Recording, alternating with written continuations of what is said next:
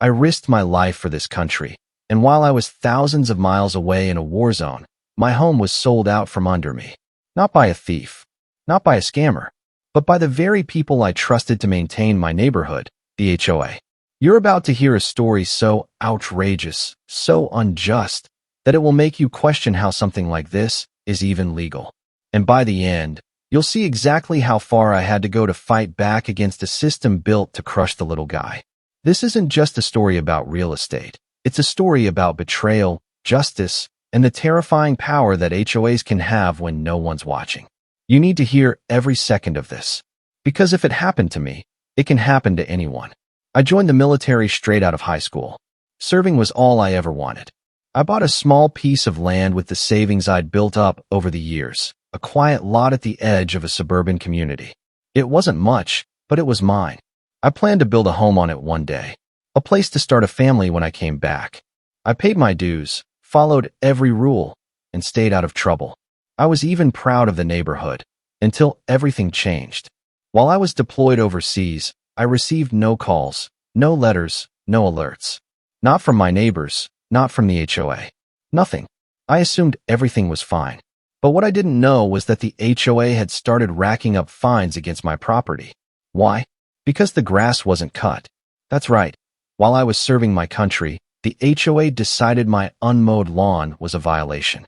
And they didn't just send a warning. They kept tacking on penalties. Hundreds turned into thousands. I had no idea any of this was happening. I had temporarily changed my mailing address, and somehow, they never bothered to email or call, even though they had all my info. Then one day, they filed a lien. And without a single phone call or in-person visit, they sold it. Just like that. No court hearing. No lawyer. No mercy. My land gone.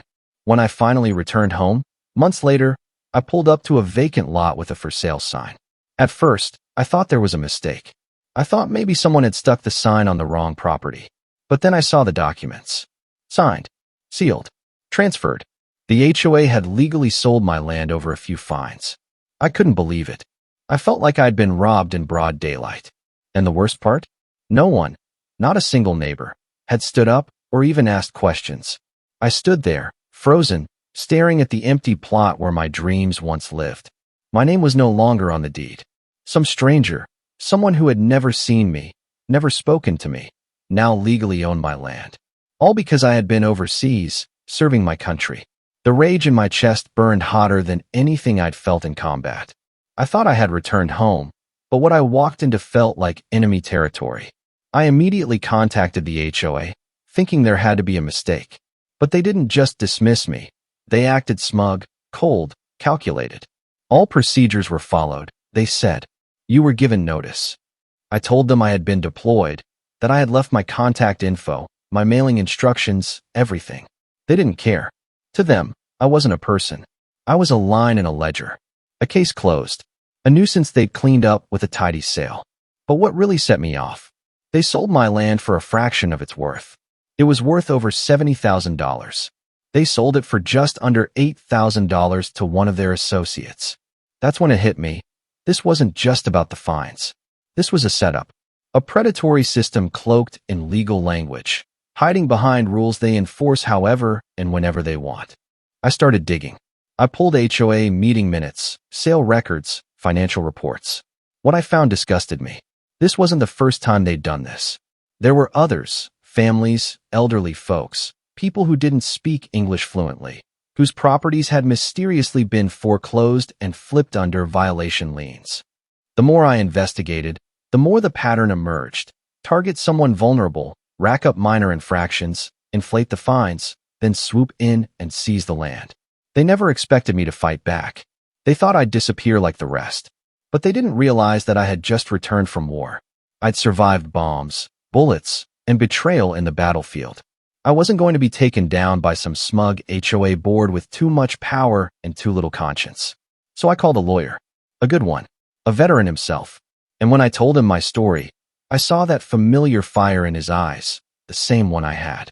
Together, we began building a case. It wouldn't be easy.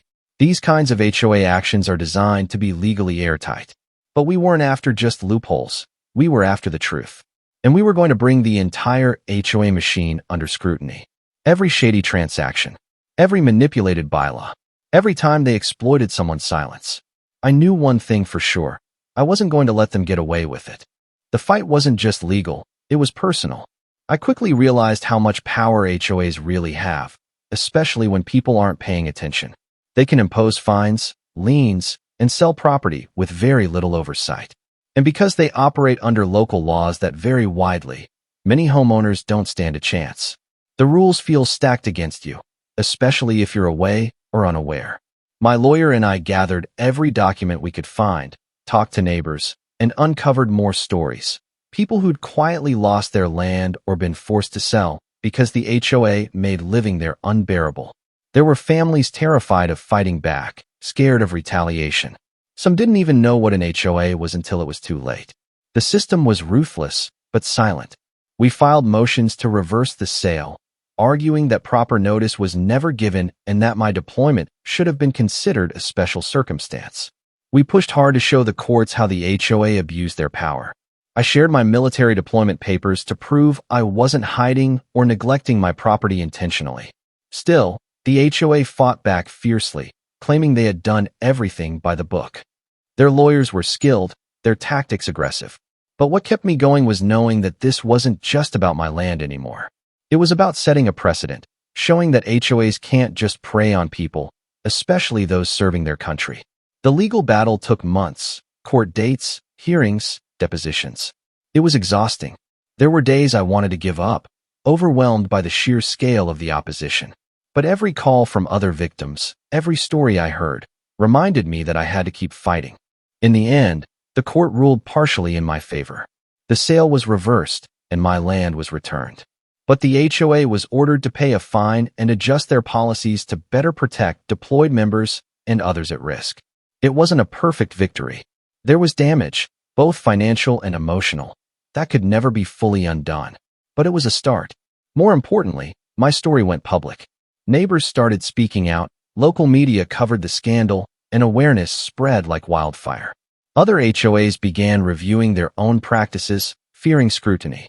I became a voice for others who felt powerless. This battle taught me something critical. Vigilance is the only defense against these hidden powers. If you own property under an HOA, you must know your rights, stay connected, and demand transparency. Because if you don't, they can take what's yours when you least expect it. Even though my land was returned, the scars of that ordeal remain. I lost time, money, and peace of mind. More importantly, I lost trust in a system that's supposed to protect homeowners but can easily be weaponized against them. The emotional toll was immense, feeling betrayed by neighbors, by an institution that claimed to uphold community standards, yet acted without fairness or humanity.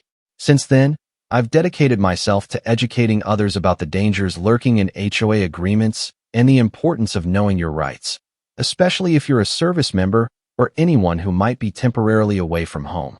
The laws are complicated, and many HOAs operate in the shadows, making it easy for abuse to go unnoticed until it's too late. But awareness is power, and armed with the right information, you can protect yourself and your family from suffering the same fate. I urge every deployed service member, every homeowner, and every community to demand transparency and accountability from their HOAs. Fight for stronger protections, for fairer procedures, and for respect of those who serve our country.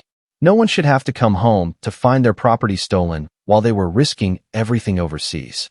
If you're watching this, please share your story. Speak up, because silence only helps those who want to exploit us. Together, we can shine a light on these abuses and push for change. We owe it to ourselves and future generations to make sure this never happens again. This isn't just my story, it's a warning and a call to action. Thank you for listening. Stay vigilant, stay informed, and never let anyone take what you've worked so hard to build. Subscribe the HOA Warzone and be the part of HOA Warzone community.